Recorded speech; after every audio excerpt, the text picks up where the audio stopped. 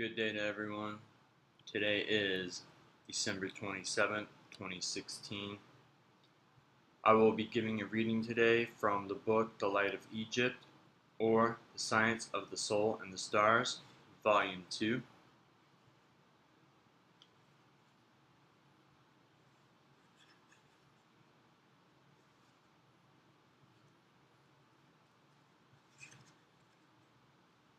Chapter 1, The Zodiac.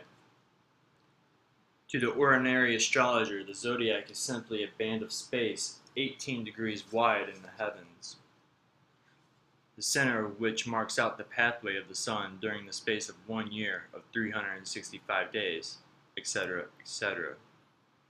The 12 signs are to him simply 30 degrees of the space.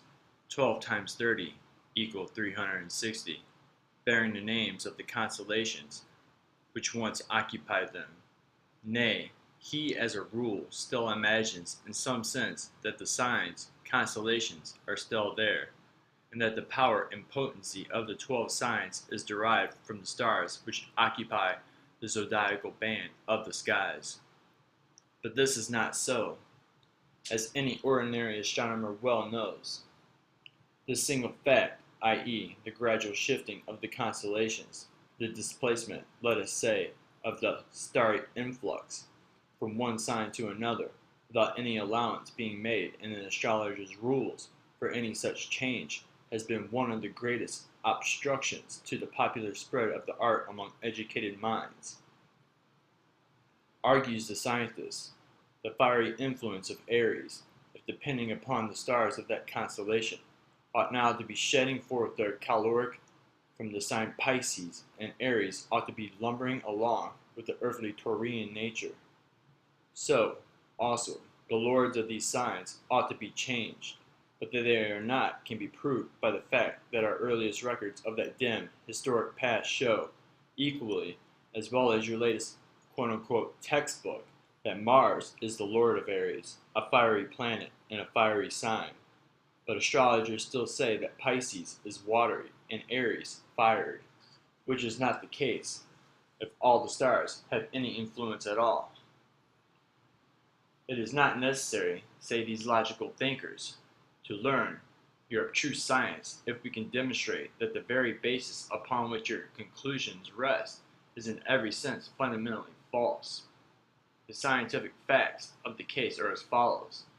The influence of the 12 signs, as described by astrologers, is a delusion, because in all ages they are reported the same, whereas we know that every 2,160 years each sign retrogrades to the extent of 30 degrees, and, as your art does not make allowance for this, it is false. For if the influence of the 12 signs does not emanate from the stars occupying the space of those signs, it must emanate from nothing. A doctrine well suited, no doubt, to musty old sages of your superstitious Chaldea, but quite out of court in our progressive age, the last decade of our cultured and scientific 19th century. So far, so good. And so the world rolls along its bright pathway in the heavens, little heeding the logical conclusions of an exact science. But to an initiate of those inner principles of our planet's constitution, all these mental conflicts have a meaning and a purpose within nature's divine economy. For it is neither wise nor expedient that the masses, with popular science in the lead, should grasp the truths which Mother Nature reserves alone for her own devoted priest and priestess.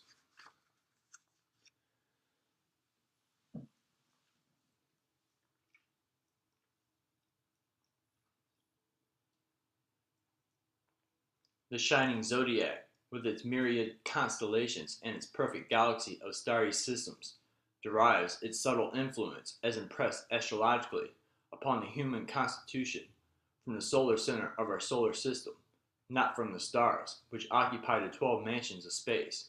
Aries, the fiery, and Pisces, the watery, are always there. And instead of its being an argument against astrology, it is one of the grandest truths that in all ages and in all times, Aries, the first sign of the zodiac, has been found ever the same, equally, as well as Pisces the last. In order to convey our meaning, let us digress for the moment and bring forth a fitting illustration. The condition of our atmosphere and the surrounding objects, vegetation, etc., have a peculiar condition and a magnetism wholly their own when surveyed exactly at sunrise. There is a freshness and peculiar sense of buoyancy not visible at any other time.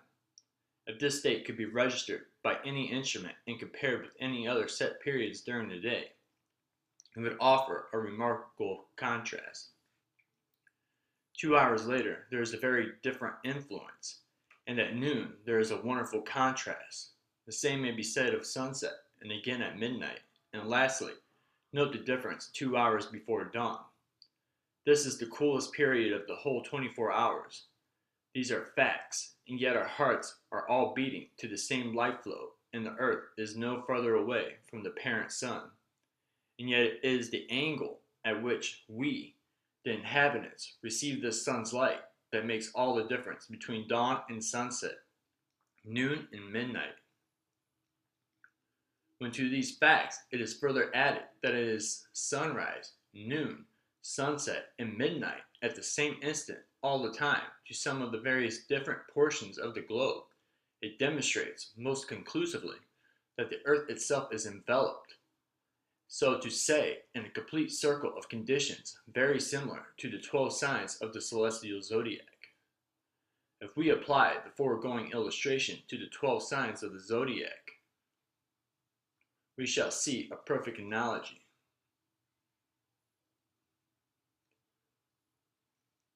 We shall find that when the sun reaches the celestial equator, so that it is equal day and equal night on the earth, that he is on the line of the celestial horizon. It is cosmic sunrise. Hence, Aries, the fiery Azal, begins his active influx and extends for 30 degrees, equal to 2 hours of the natural day. It is the fiery red streams of awakening life that we all manifest at sunrise. Then comes a change of magnetic polarity after the first fiery flush of cosmic life, the gleeful chattering of the birds and the cackling of the poultry. A reaction is noted. All things before active become restful and quiet. So it is with vegetation, so it is with infant life, and so it is with cosmic conditions. This corresponds with the sign Taurus. It is the solar influx, 30 degrees removed from its point of equilibrium toward the north. As this sign represents the powers of absorption, we see that at this period, vegetable and animal life is quietly absorbing, for its own use, the fiery streams of solar life. Again, we view the activity of solar influx from a different angle and change of polarity, and all things become active. It is executive force. This corresponds to the sign Gemini. It is the solar influx, 60 degrees removed from his point of equilibrium. Then comes another change of magnetic polarity. It is rest from labor. It is noon. This corresponds to Cancer. The analogy is perfect. It is the solar influx, 90 degrees removed from his point of equilibrium toward the north, and the highest point in the arc of his apparent journey and of cosmic life. It is the equilibrium of life forces. Again, the fiery influx begins its activity, and as the hottest part of the day is about 2 hours after noon, or middle of the day, so is solar influx most potent at this point in the zodiac. This corresponds to the sign Leo. It is the solar influx removed 120 degrees from his point of equilibrium and 30 degrees toward the south. And so, on month after month, until the last one, Pisces, which well corresponds to the watery skies of February in the lifeless period 2 hours before dawn of a new day upon the earth, a new year to man, and a new cycle in the starry heavens. The zodiac then, as it applies to the human constitution and the science of astrology, has its foundation in the sun, the center and source of life to the planet, and the 12 signs are the 12 great spaces of our Earth's annual orbit about her solar parent each one typical of its month, and each month typical of its corresponding action upon our earthly conditions. At each sunrise is different in its aspects, so are no two signs of the zodiac alike. The sunrise on the 1st of March is wholly different from the sunrise upon the 1st of May. So is the beginning and ending of each sign, and the beginning and ending of each natural day peculiar unto itself. When we reflect upon the inner laws of this action and interaction, we become nearer and nearer to the one great occult fact vis-a-vis the divine oneness of life. We find a perfect analogy between the destiny, the life, and expression of life on the earth, and the life and material destiny of embodied man. He too has his sunrise, the beginning of a new day of life, the seed time, the flowering season, when life wears a roseate hue, the ripening fruits of experience, his harvest time, it may be tares or golden grain, his gradual decay, the ebbing of the life forces in the icy winter of death, his gentle zephyrs and destructive hurricanes, floods and tempests, periods of drought and plenty. Within his triune constitution, there are spring tides and low tides of physical, intellectual, and spiritual forces. Man also makes the annual journey about the solar center, when, at the beginning of each new year to him, the life forces of his soul are renewed, regalvanized, so to say, according to the magnetic polarity of his constitution. And so, every form of life has its zodiac, its orbit of life and destiny. It may be infinitesimal or vast beyond conception, each in its own peculiar plane. So we see that the whole visible universe is one vast organism, the medium of expression for the invisible real universe, the soul and God, the great central sun, the eternal center of all life, binding the whole into unity, one life.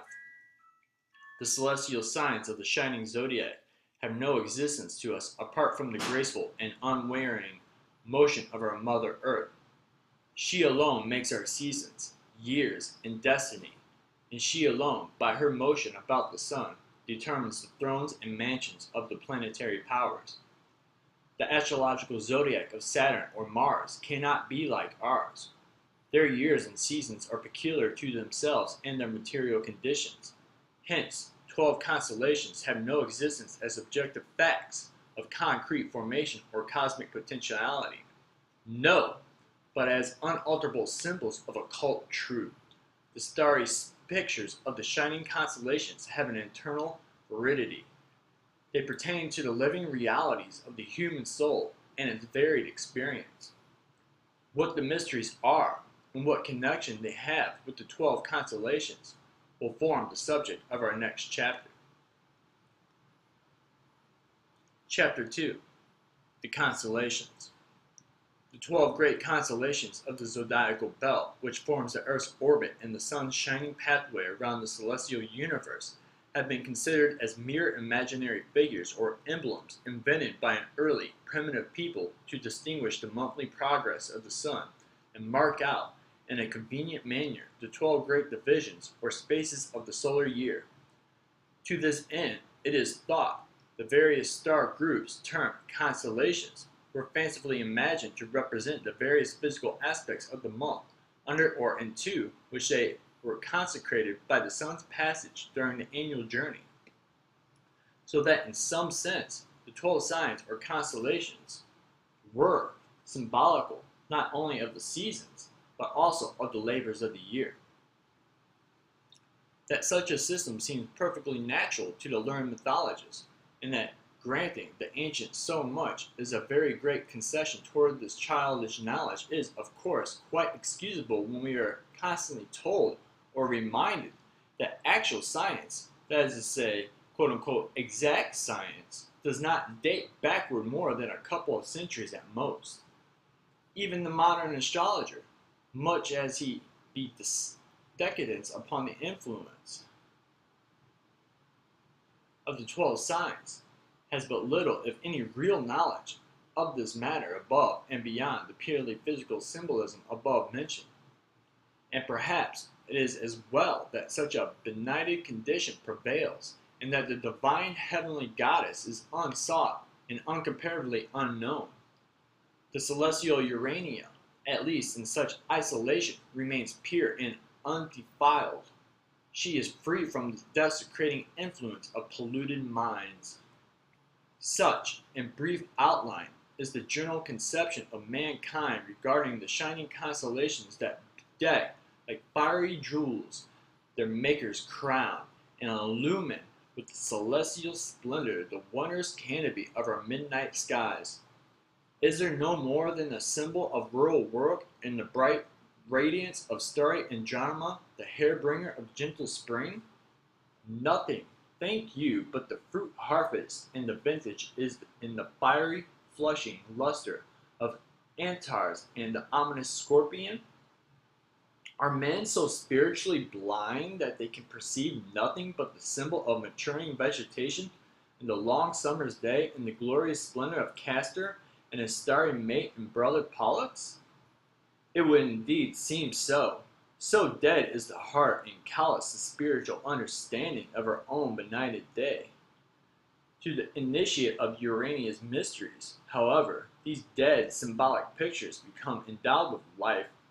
These emblems of rural labor or rustic art transform themselves from the hard, crystallic shell and expand into the fully developed spiritual flowers of spiritual entities, revealing in their bright, radiating lines the awful mystery of the soul's genesis, its evolution and eternal progressive destiny amid the mighty, inconceivable creations yet to come, pointing out each step and cycle in the soul's evolution from its differentiation as a pure spiritual entity, a ray of divine intelligence, to the crystallization of its spiritual forces in the realms of matter and its evolution of progressive life.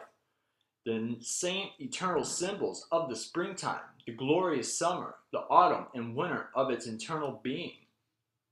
In making this attempt, probably the very first within the era, to convey in plain and undisguised terms the interior mysteries of the 12 constellations, the reader and student is advised to ponder deeply upon the outlines presented. The subject is too vast to present in one or two chapters. Therefore, we hope that this revelation might incite the student to further research. The real significance, the true spiritual importance of such mysteries can only be realized and fully appreciated after prolonged meditation and careful study. With this brief digression, which we consider needed advice, we will resume our task and attempt to usher our student into the weird labyrinth of Solomon's starry temple, the house not made with human hands, eternal in the heavens.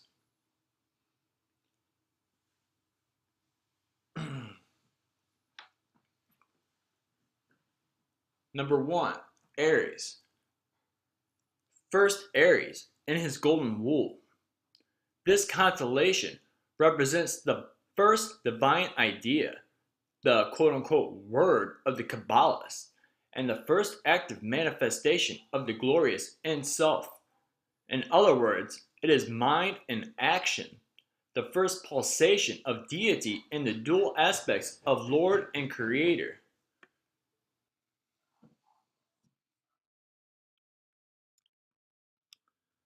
To the human soul, it is and always typifies the unknown invisible power which we term intelligence, that which knows, and gives unto each deific atom of life that distinguishing universal yet depthless force, which not only constitutes its spiritual identity and physical individuality, but enables it to pronounce, in the presence of its creator, those mystic words, I am that I am. In other words, this beautiful constellation symbolizes the first pulsation of that ray of pure intelligence which constitutes the divine ego of the human soul.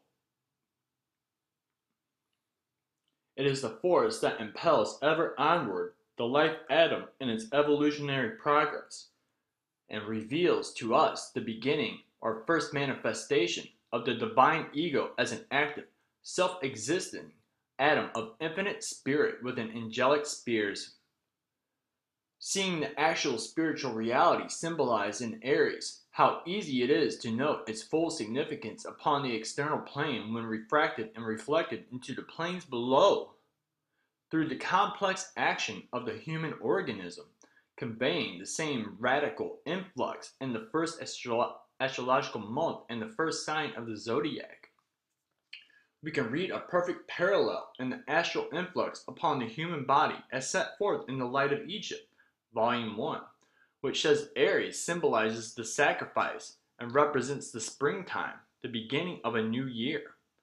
The first action of pure intelligence brought forth the first expression of form and led to the sacrifice of its angelic state, and having gained the victory over the lower realms of matter, once more the springtime of a new life with the promise of life, light, and love.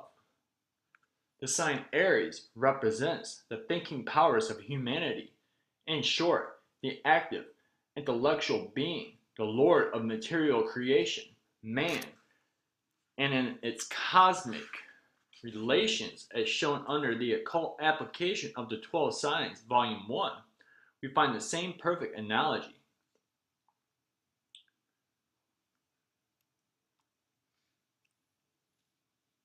Number 2, Taurus. He, Aries, turns and wonders at the mighty bull, Taurus.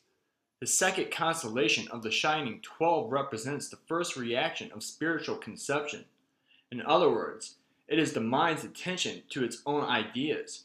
In the Kabbalah, it represents that peculiar state of executive force whereof it is symbolically said, "And the Lord saw that it was good," after each act of creation. When intelligence first manifests itself from a form is a matter of necessity, and as no form can possibly exist without matter, so Taurus is the first emanation of matter in its most etherealized state. Hence, it is the feminine, Venus, the ruler thereof, and it represents the first pure form of the human soul as it existed in its bright paradise within the angelic spheres of its parents, and reveals to us the first surprise of intelligence in embryo, the first sensation of consciousness, so to say, conscious of its divine selfhood. Hence he, the male spirit of pure fire, Aries, glorious in his golden solar wool, turns, expressing reaction and wonders at the mighty bull or material form. Thus, the first idea of pure intelligence in embryo, the result of action in Aries, becomes objective to its consciousness and is surprised at its own conception. It is the first sensation of pure divine love within angelic realms, and it, the male spirit of pure fire, sees that it is good. Bringing the spiritual reality within our conception and comparing it with its reflected astrological influx, what a beautiful harmony we find, and yet so simple that verily we cannot refrain from once more quoting our old time, worn, yet nevertheless golden law. As it is above, so it is below. As on earth, so in the sky. Reflecting that Taurus is an earthly sign and a symbol of servitude, we see that matter is ever the servant of spirit, a necessary means for the manifestation of intelligence, again recognized in the fecundating forces of this astrological sign on every plane of its action. And it is ruled by Venus, the love element in nature, her sympathies ever finding expression in this beautiful sign. What can be clearer, more understandable than that the involved principles and deific attributes as represented by the shining constellations, when refracted through the human organism, so complex in its constitution, reflects qualities which are the external and parallel expression of the subjective principles, and further, that form is absolutely necessary for the manifestation of intelligence.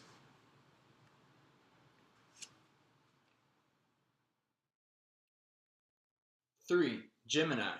He, Taurus, bending lies with threatening bead and calls the twins Gemini to rise. They clasp for fear and mutually embrace. This bright constellation, Castor and Pollux, Gemini, is spiritually representative of the second spiritual action. Hence, it is, of course, a masculine sign and positive. We have witnessed Act 1 of the soul's drama and, as some have said, tragedy. And in this, the third of the Shining 12, we find the opening scene of Act 2, vis-a-vis the evolution of the twin souls, or more correctly, the differentiation of the divine soul into its two natural component parts, male and female. Here, we approach one of the most arcane secrets within the wide scope of occult philosophy, hence must be exact and at the same time clear in our statements. Note then that after the male spirit of pure, ethereal, divine fire, Aries, back conceived the first idea, and Taurus, the material envelope, had given the idea objective existence to the ego's consciousness, we find sensation as the result. No sooner sensation than aspiration, i.e. longing. This closes the action and the reaction.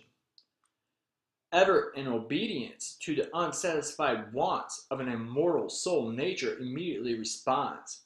Hence, he, bending lies with threatening head, that is demanding, and calls the twin souls, to rise, to appear or evolve forth, and as a first rude shock caused by their separation, or rather by their separate existence as two distinct yet mutually dependent forces, we have the context. They clasp for fear and mutually embrace. This most impressive scene of the soul's drama is one of profound interest and sublime beauty. In the Kabbalah, we find the same parallel, wherein it is stated, and so God created man in his own image, the action of Aries and Taurus. In his own image, mind, created he, him, male and female, created he, them. In other words, Aries, Taurus, and Gemini are thus spoken of in pure allegory. The mundane Bible of the Jews, like everything else esteemed sacred, finds its original and perfect expression in the great Astral Bible of the skies.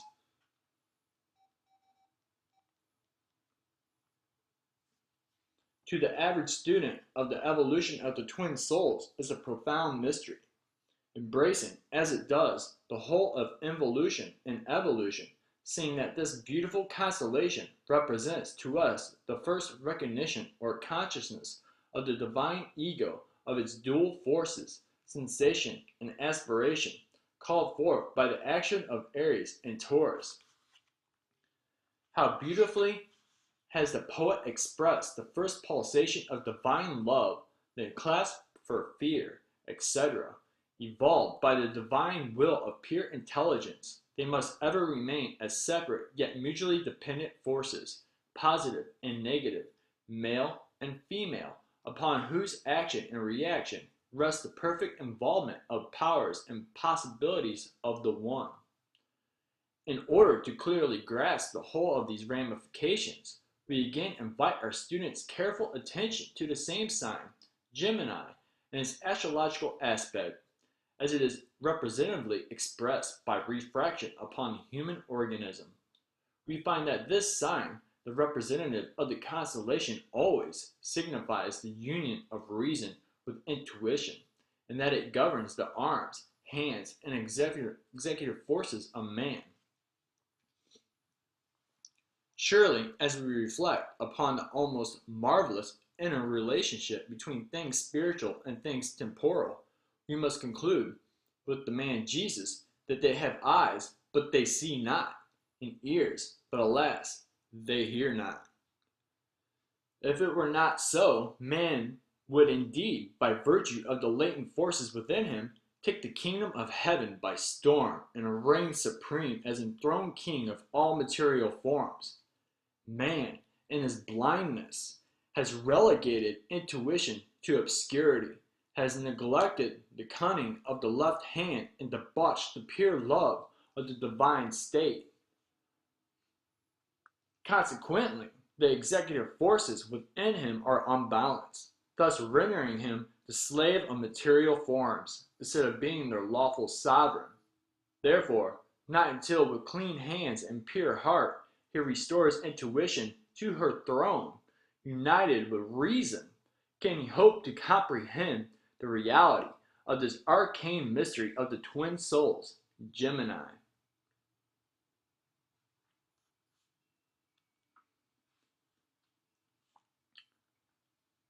Cancer.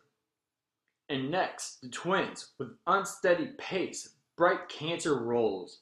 In this beautiful constellation, we witness the reaction of Gemini, the closing scene of Act 2. Hence it is, of course, a feminine force we are observing. In other words, it is that period, or rather, one of them, wherein the Kabbalah expresses the reaction of the El Sof via his creators, as, and behold, the Lord saw everything that he had made. Behold, it was very good. Just so Cancer, spiritually interpreted, means equalizing, hence harmony, which is indeed very good, as contradistinguished from chaos.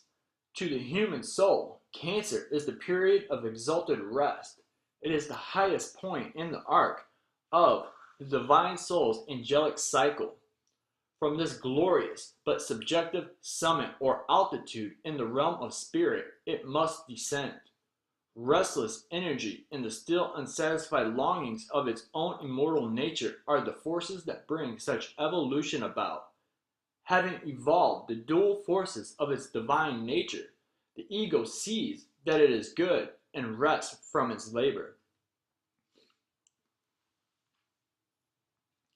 But as this exalted state is purely subjective and ideal, it must of necessity, to satisfy the longing for further unfoldment and desire, to know, descend into material realms and conditions. From this point begins the soul's involution downward until the lowest point in the arc is reached, vis-a-vis Capricorn. Refer now to the sign Cancer and carefully study out the parallel upon its astrological planes and also under its occult aspects, as given forth in the Light of Egypt, Volume 1, where we read, Cancer rules the respiratory and digestive functions of humanity and governs the reflective organs of the brain. Note the parallel.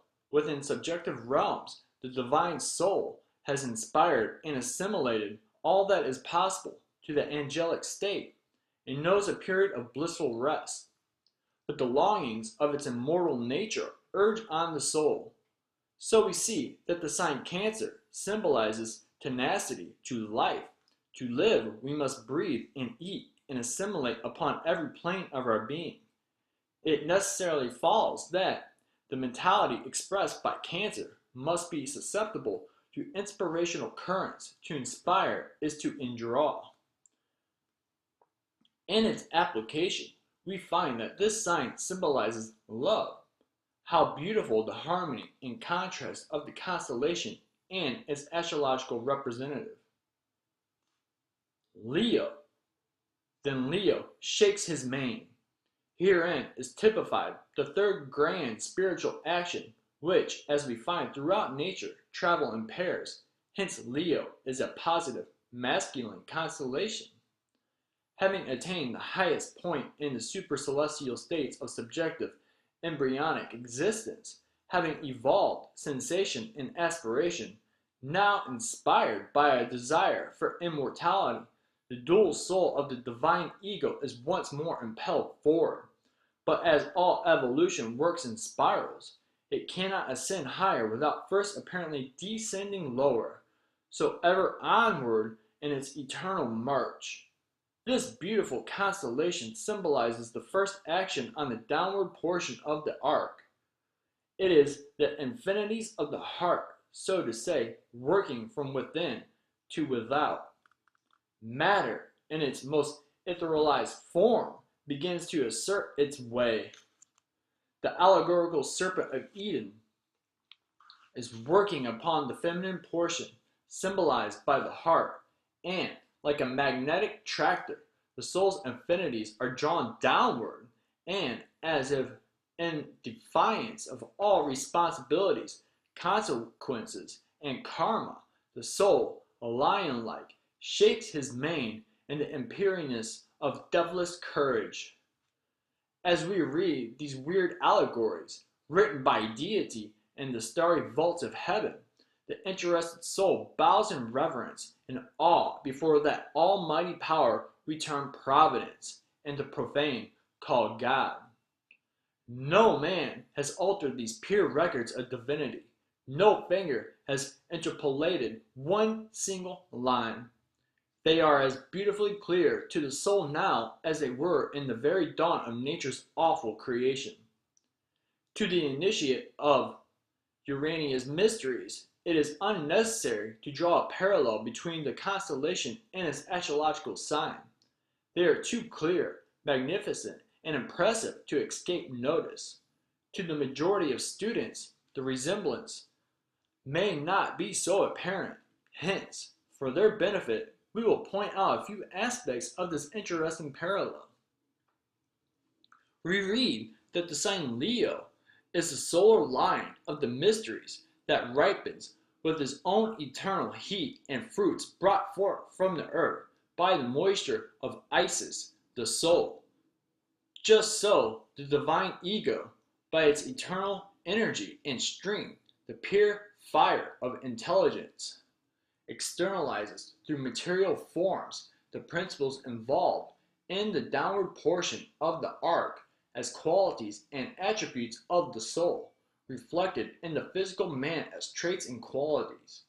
Again, we are told this sign reveals to us the ancient sacrifice and the laws of its compensation.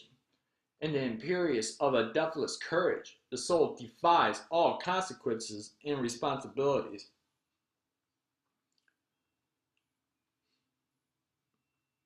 Surely, this is the supreme sacrifice, to leave its pure, Edenic state, to gain knowledge, to evolve its latent forces. And from this line of the tribe of Judah is born that divine love and sympathy, which ultimately redeems and purifies the soul and saves it from death and matter.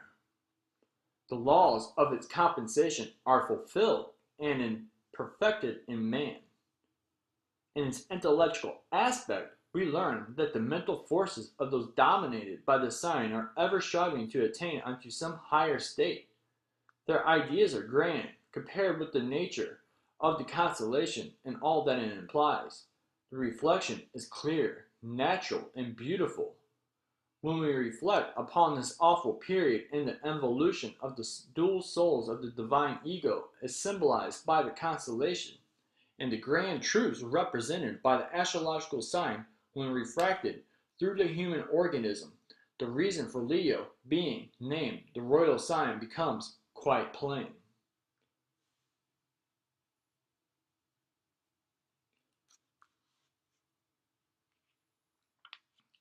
Virgo, and following Virgo, calms his rage again. Beautifully expressive are these lines to those who read their mystic import aright. Virgo is the reaction of the lion in force and is consequently a feminine symbol. Action and reaction are the eternal laws upon which the cosmos is founded. They constitute the inseparable affinities, attraction, and repulsion of everything within the realm of manifested being. In this mystic constellation, we see the first ideas of maternal instinct arise. This is a necessary result of the impulsive action of the heart in Leo, the reaction from a state of imperious defiance. The heat of rage or energy and deathless courage results in the ideas of something to be encountered, overcome, and of self-preservation. The dual soul descends still another volve in the spiral of its celestial journey toward crystallized forms.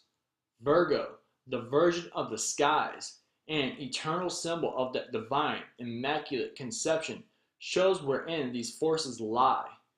Here is conceived in a pure, holy sense the first instinct of love within the dual soul, It represents that awful period in the biblical Garden of Eden wherein the virgin wife stands before the tree of knowledge of good and evil, where she is fascinated by the allurements of matter and is unconsciously becoming enveloped in the coils of serpent. In other words, after the cosmic force had shaken its mane in defiance of material forces, it is now the reaction of his subjective half which sees how good material things are, or in other words, in following Virgo, calms his rage again. The masculine half, or positive force of the soul, yields to temptation and is soothed by the alluring prospects.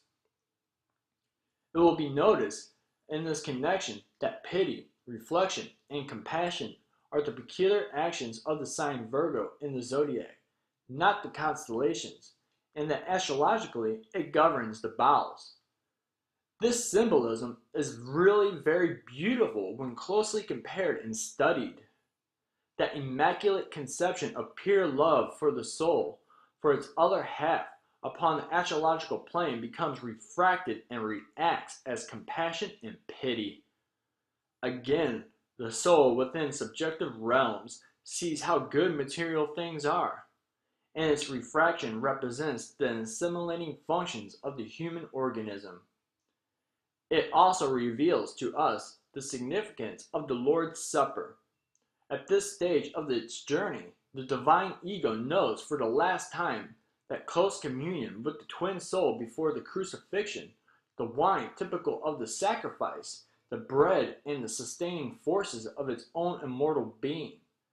The intellectual aspect of the sign Virgo, a perfect analogy to the constellation, and is too evident for further remarks. Libra. The day and night are weighed in Libra scales, equal a while, at last the night prevails.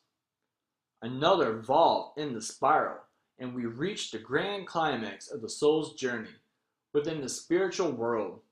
The nature of this constellation was, for ages, concealed from all but initiates, for the reason that it contains the most important mysteries connected with the human soul. It is the grand transition are between the spiritual world and the astral world. In other words, between ideal conceptions and elemental forms, between the world of design and the realm of force. One of the chief mysteries of Libra is that it is androgynous or bisexual in nature. So far, the dual soul has evolved within the realms of spirituality. Here it stands in the celestial balance between the two, giving way to temptation, takes the forbidden fruit and instantly awakes from its purely spiritual state to become surrounded by the illusions of matter. The struggle of the soul with the attracting forces of matter is very clearly expressed in the line, equal a while, at last the night prevails. In other words, astral and physical darkness bedim the soul's spiritual sight, and leaving the realms of the innocence and bliss, they sink into the vortex of the great astral world. The celestial state is now forever lost in a realm of angelic innocence. It can only be regained amid trial, sorrow, suffering, and experience. And when regained, it is as Lord and Master, not as the innocent cherub. But when, having gained or reached the equator of the upward arc of its progress, and united once more to its missing half, gives expression to the deathless force with which it started from the opposite point, Aries, I am that I am, no longer an embryo, but being within the universal soul of being. Before closing this symbolic constellation, we must reveal the mystery of its bisexual nature. In the higher or first portion of the sign, it is positive to some extent and masculine. The soul is still within the Garden of Eden, impure, clad in the raiment of God, and is represented by the Chaldean statues of the bearded Venus, or Venus, the angel of Libra, as a morning star, bright Lucifer. But in the later half, after the fruit of the tree of knowledge of good and evil, positive and negative, you see, has been partaken of, bright Lucifer falls. The son of the morning, shorn of his glory, becomes the symbol of night or vesper, the evening star, and the symbol is thus, and the soul loses its heavenly raiment or spiritual consciousness and becomes clothed with matter, the symbol of night.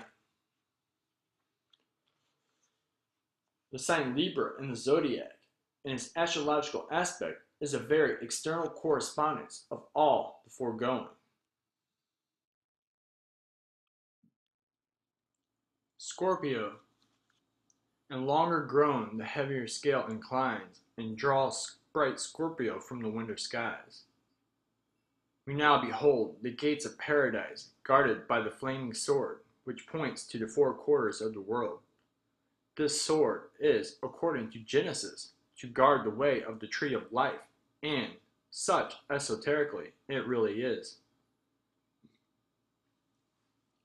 The soul is no longer dual, but separated into male and female personalities.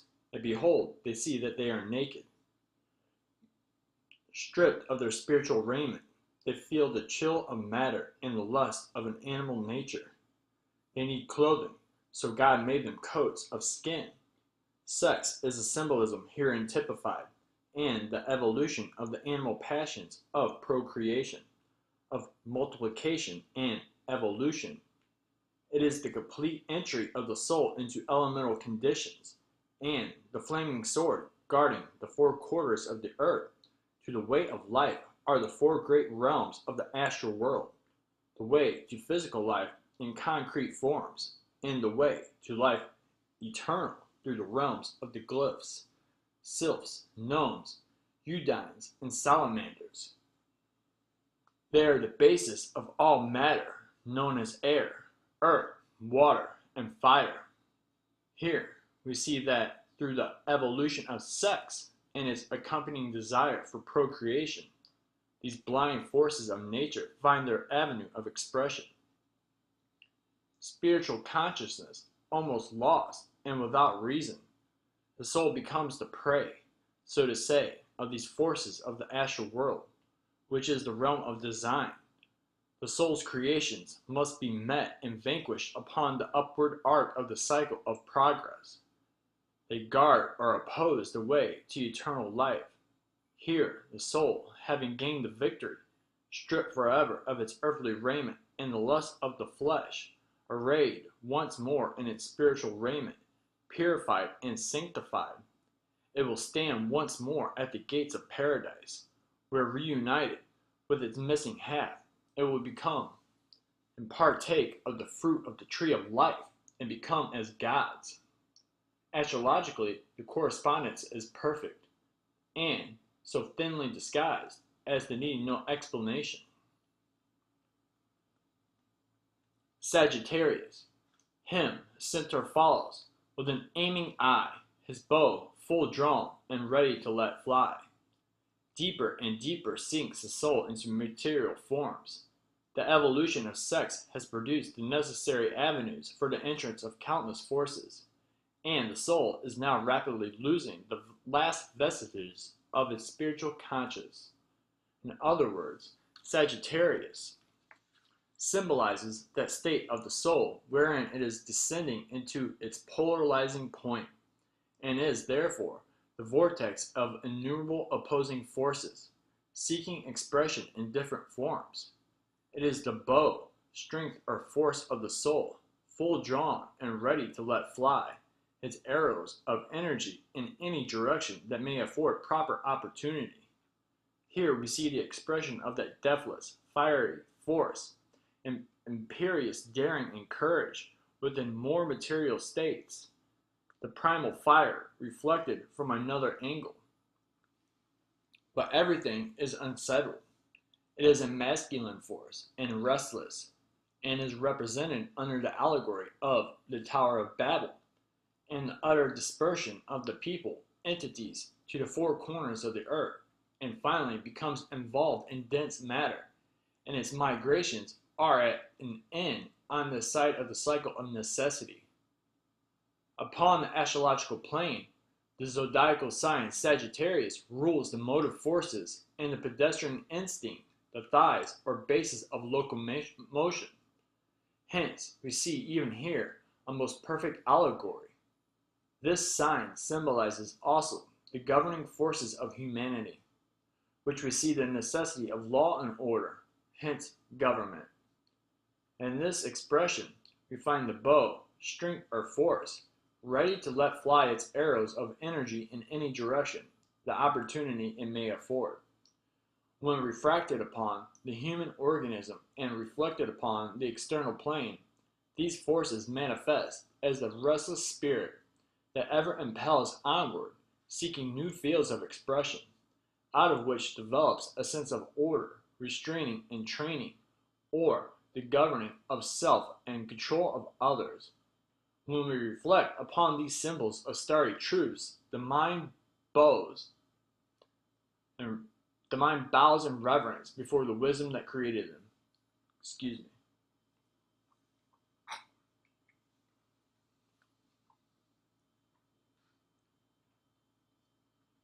Capricorn. Next, arrow horns, the twisted caper shows.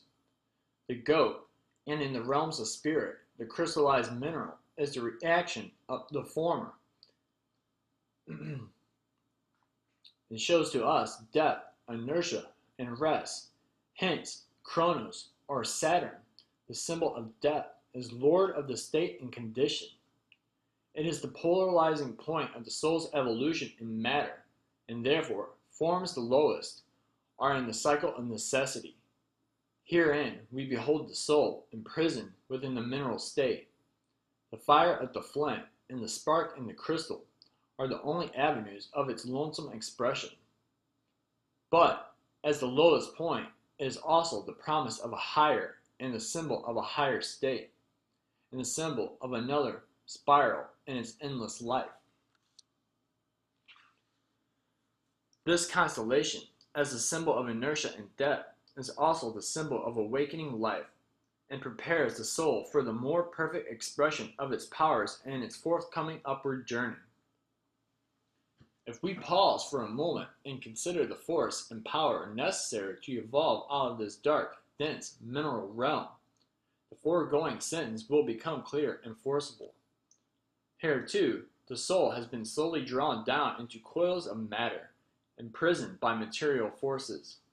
It has penetrated the lowest depths and can go no further.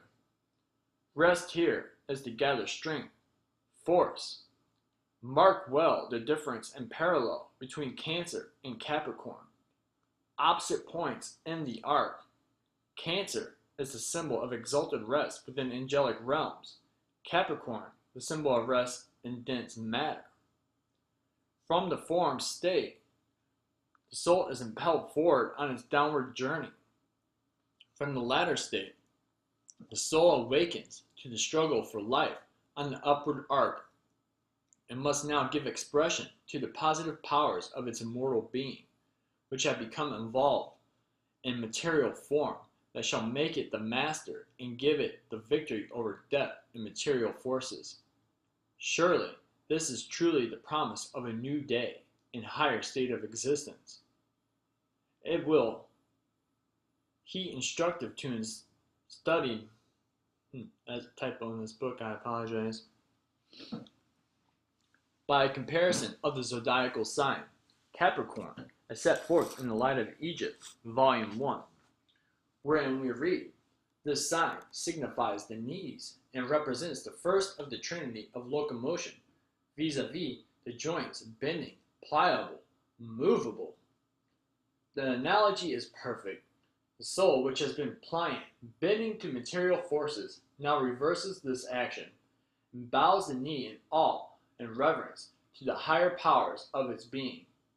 When refracted upon the human organism, we find that the cold, lonesome state and weary struggle within the mental realm becomes love of self, directing its energies to the attainment of selfish ends. What could be more natural?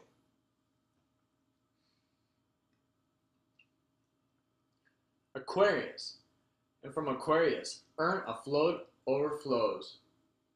The soul, released from its crystallized cycle of matter, now rapidly evolves into states, though material, yet entirely different. Its previous arc, from Libra to Capricorn, has been amid inorganic matter. It is now rushing with lightning speed upon its weird, toilsome upward journey through purely organic forms, from vegetable to animal, and as all organic forms have their primary origin in water, so does this celestial urn express the primary conception of this physical state. Further, to more fully express this, Aquarius is typical of man, as prototype of the last grand goal of the soul's future material state. In other words, the last quadrant of the four elements, vis-a-vis bull, lion, eagle, man. There is something exceedingly significant in all this, and the more we ponder on this spiritual allegory of the shining constellation, the more we are impressed with the divine wisdom of those early instructors of our race, for who thus preserved truth in an incorruptible form. From this weird but beautiful constellation, we learn how the soul has progressed, finding innumerable avenues of expression of its latent forces, the manifestation of its powers in various chemical changes and development of functions expressed through countless forms on the lower planes of existence.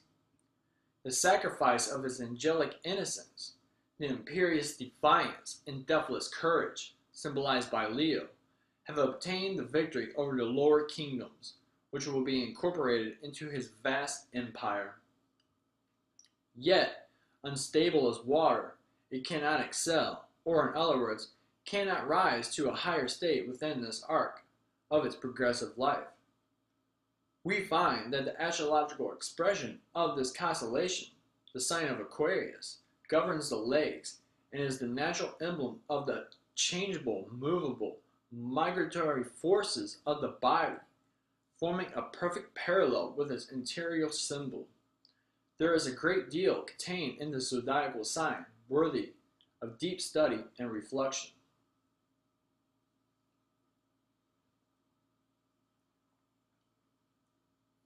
Pisces.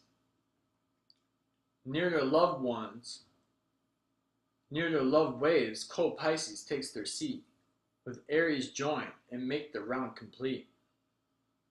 Once more, a reaction, the last scene of the soul's impersonal drama. The constellation, if Pisces is the symbol of rest and expectation, the soul has now completed the first round or rung in the cycle of necessity, and its next state is that of incarnated man. It has triumphed over every sphere below and defied, in turn, every power above, and is now within that sixth state of the embryonic soul world that transforms all its past knowledge, sorrow, and suffering into experience and produces the impersonal man. It has traveled through constellated states within matter and spirit, and as a human soul with reason, intuition, and responsibility. It will, in its next state, become subject to those same powers when reflected from a different plane. The 12 constellations of its soul will manifest a complete report with the 12 signs of the solar light and power. With this we close. The mystic sign of this constellation is, or completion, a seal and a sign of its past labors. And, as we have seen, the shining constellations are the soul's progressive history from its genesis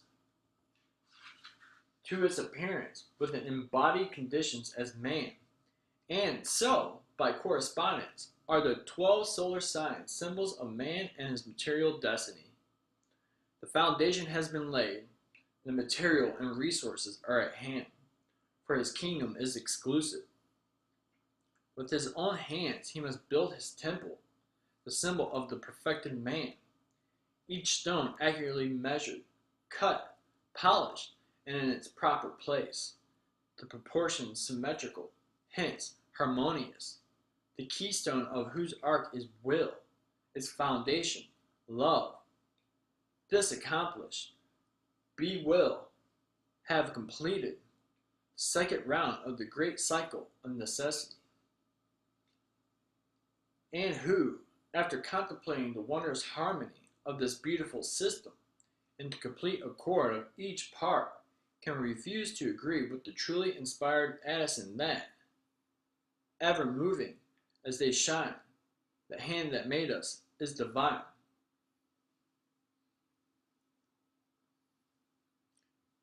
Chapter 3. The spiritual interpretation of the 12 houses of the horoscope.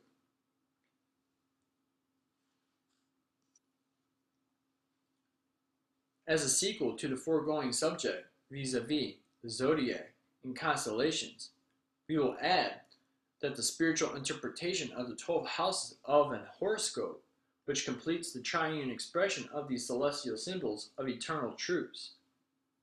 In revealing this mystery, we would impress upon the mind of the student that the order of the zodiac is the reverse of the external, in its spiritual application to the 12 houses of the horoscope. As the 4 cardinal signs, vis-a-vis Aries, Cancer, Libra, and Capricorn, correspond to the 4 angles of the natal figure, it is our purpose to explain first the symbology of the 4 angles, or cardinal points, believing the whole revelation will thus become clear and forcible.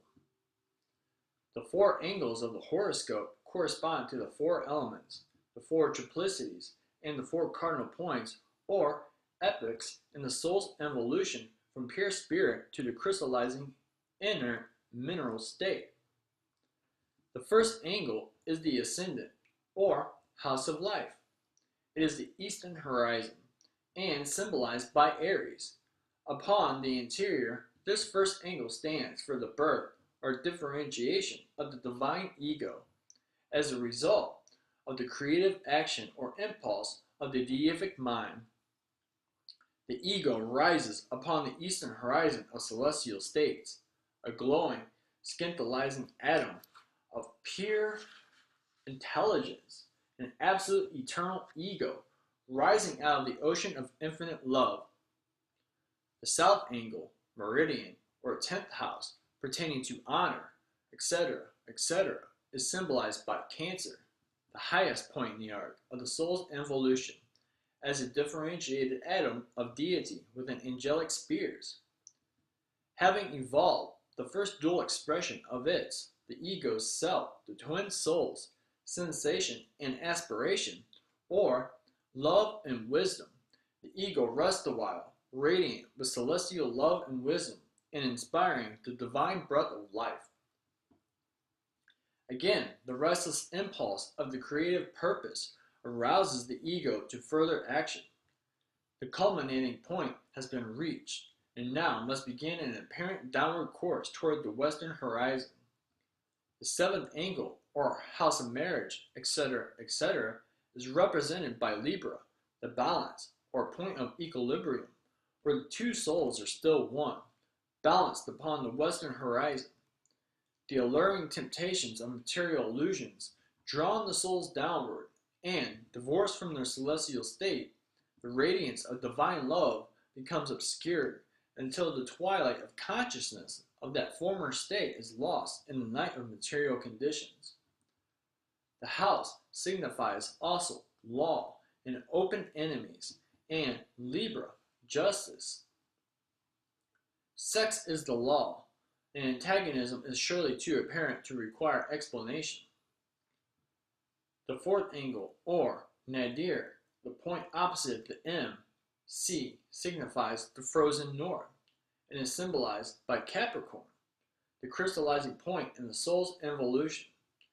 It is death, inertia, that is, crystallization of the soul's spiritual forces. It is the lowest point of the arc in the monad's downward journey. It is the night before the awakening of a new day upon a higher plane of existence. The remaining houses are the lights and shadows that fill out and complete the picture. Upon this, the first round of the Silkic ladder. The 12th house, symbolized by Taurus, represents the first expression of form of the human soul. It is matter in the most etherealized state. It is the trail of the serpent, the silent, secret, tenacious, negative principle that ultimately draws the soul down into the vortices of gross matter and death. The 11th, or House of Friends, whose symbol is Gemini, the twins, expressive of the first emanation of the sublime relationship, the dual attributes, love and wisdom, closest friends. It is sensation and aspiration which enable the spirit to attain to the exalted state indicated by the 10th mansion. The 9th mansion of the celestial map is the house of science, art, religion, philosophy, etc., etc., and its symbol is Leo, the heart, with its emotions, love, and longings and sympathies. Having evolved the twins and inspiring the divine breath of wisdom, glowing with deific love, the ego aspires to know, and all the sympathies of the soul are aroused. Dauntless and fearless, defying all opposition and consequences, it, the ego, is ready to sacrifice this angelic state and explore the boundaries of the universe in pursuit of knowledge. It goes forth on its long voyage upon the ocean of infinite, fathomless love and wisdom. The 8th, or House of Death and Legacies, is symbolized by Virgo, the virgin wife, standing before the tree of knowledge of good and evil. Fascinated by the flattering prospects of greater power and wisdom, desire and sympathy draw the soul down into realms which lead to death and the beginning of heritage and sorrow. The 6th, or House of Sickness, Menials, and Sorrow, is symbolized by Scorpio. The fall from Libra through Scorpio, sex, created the first condition of what we recognize as sickness and affliction. It is evident that this house is related to the elements of the astral plane, which become the servitors of man. The 5th, or House of Children, etc., symbolized by Sagittarius, signifies the offspring of sex, Scorpio, entities sent forth to people of Earth to take their chances of life, speculating on its future course, furiously eager for the struggle, gaining pleasure in its migrations and activities. The 3rd house is symbolized by Aquarius. This is the first step of the upward journey or evolution from the inert mineral state. The changes are now rapid, the journeys innumerable, through mineral, vegetable, and animal planes of existence. Here, the soul monad brings into actual practice the knowledge gained on its long voyage. The magical powers of the soul are brought into action to effect these changes in form and function, conquering material forces and planes of life, transmuting nature's elements to its uses and purposes, and writing its history as it journeys ever onward, step by step. And further, this house stands in opposition to the 9th house, symbolized by Leo, longing to expand the ego's possibilities through trial and suffering, gaining knowledge through bitter experience, yet fearlessly braving all things, guided and sustained by the imperial will of spirit. The recompense promised by the supreme sacrifice has been won in Aquarius, the man, consecrated now to a higher existence, baptized in the waters of affliction. Experience, ready to be transmuted into actual knowledge. This is Aquarius in the 3rd house.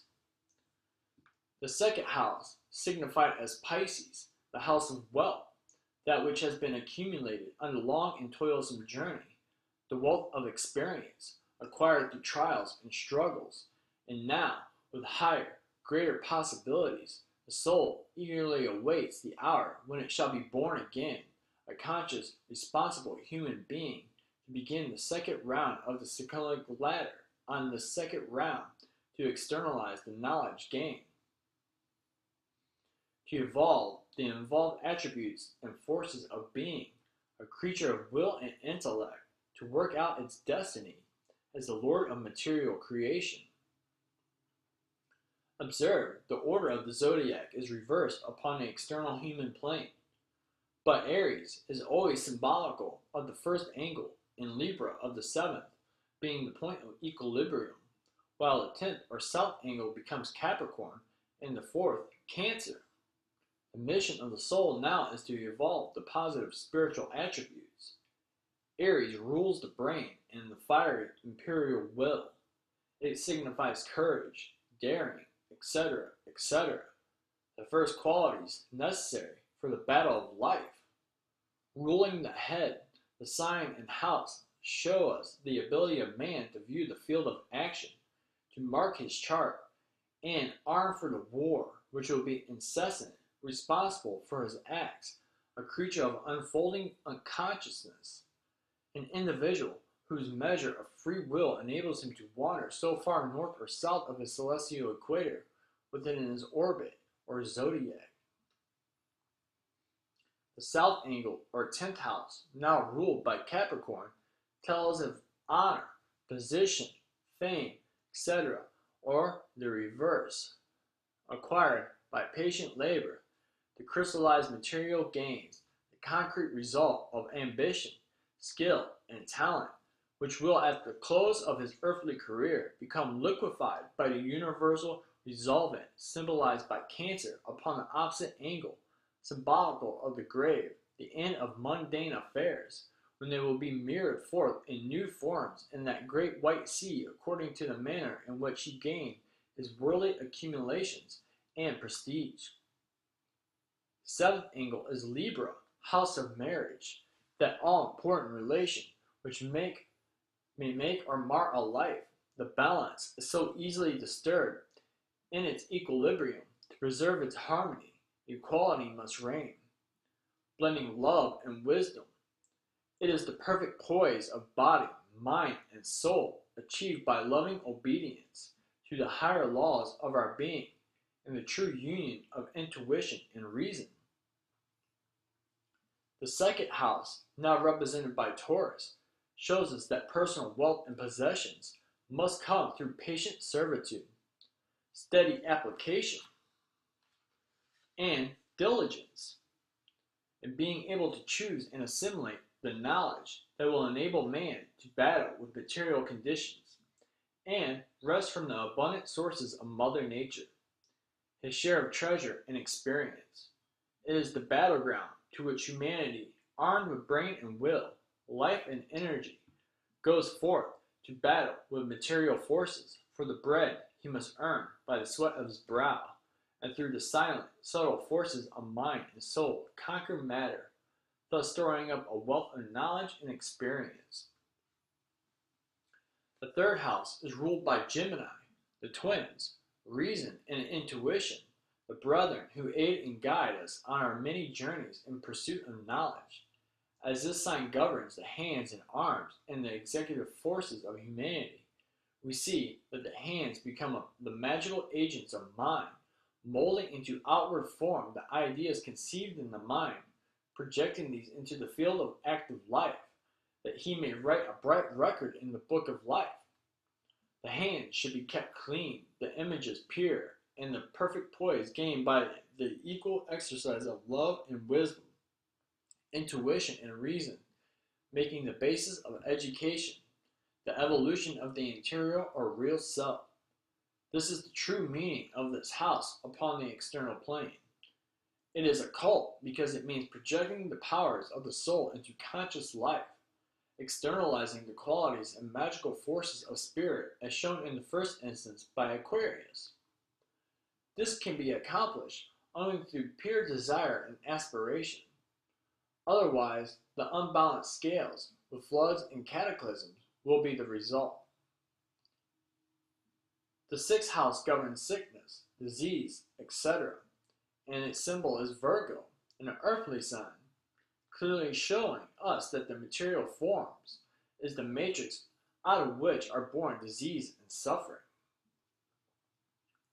But the perfect assimilation of the fruit of the tree of knowledge of good and evil, transmuting the trials, experiences, sorrows, and suffering of the physical and external life into true wisdom, makes man master of his material universe, and the blind forces of nature become his servants.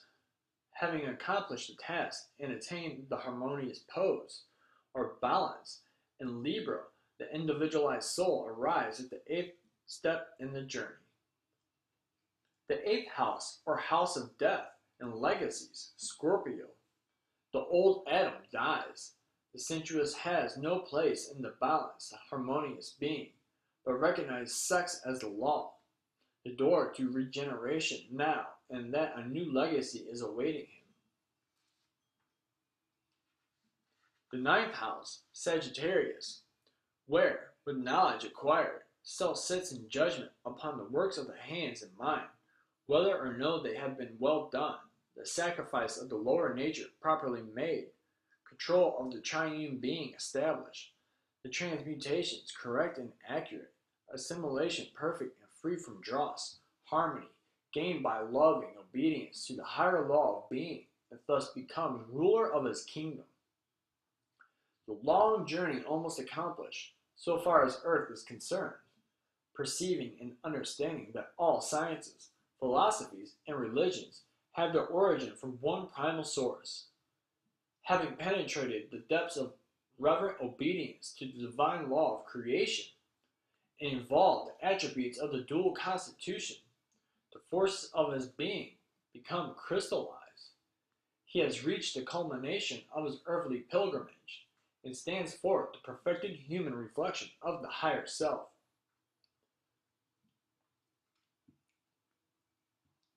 The 11th house is represented by Aquarius on the human plane.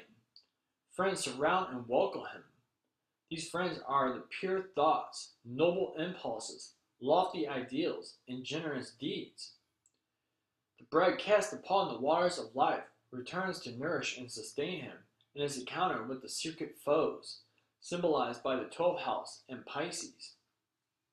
The idols, false ideas, and vampires of his own creation are to be cleansed and washed away by the waters of love. The universal solvent that is ever seeking to bring about change in new forms, born again of water, to make the round of the astral zodiac, until having again reached the equator of the ascending arc, where he is reunited to the missing half of his soul, the true friend of the Edenic state, the highest point of the arc of human progress, won, the honor and glory of a perfected soul, the Lord and Master, the I am that I am, to rest in peace in the heart of infinite love and wisdom. Astral Theology. There is one species of divine revelation which has not and cannot be tampered with. One great Bible which forms the starry original of all Bibles. This sacred Bible is the great astral Bible of the skies. Its chapters are the 12 great signs. Its pages are the innumerable glittering constellations of the heavenly vault. And its characters are the personified ideals of the radiant sun, the silvery moon, and the shining planets of our solar sphere.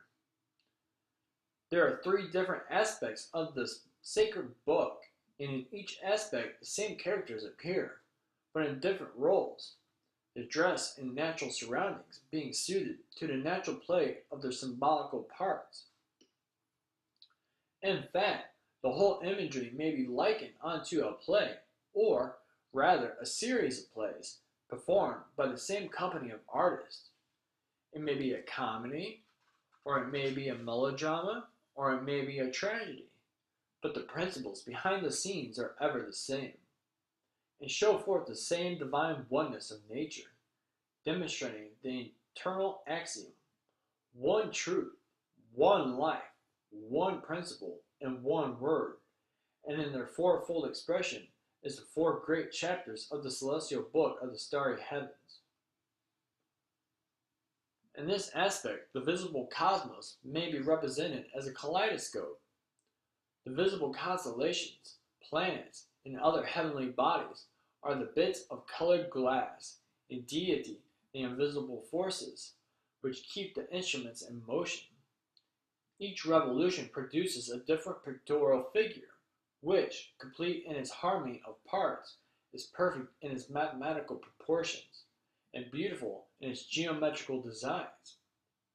And yet, each creation, each form, and each combination of forms are produced by the same little pieces of glass, and all of them, in reality, are optical illusions, i.e., natural phenomena, which deceive the physical senses. So it is with the cosmic nature. It must not, however, be supposed, because of this perfect and continual illusion of nature's playful phenomena, that all visible creation is purely an illusion of the senses, as some cranky metaphysicians would have it. But this is not so. Going back again to our kaleidoscope, we can clearly see without it and its tinted beads, no such optical illusion is possible.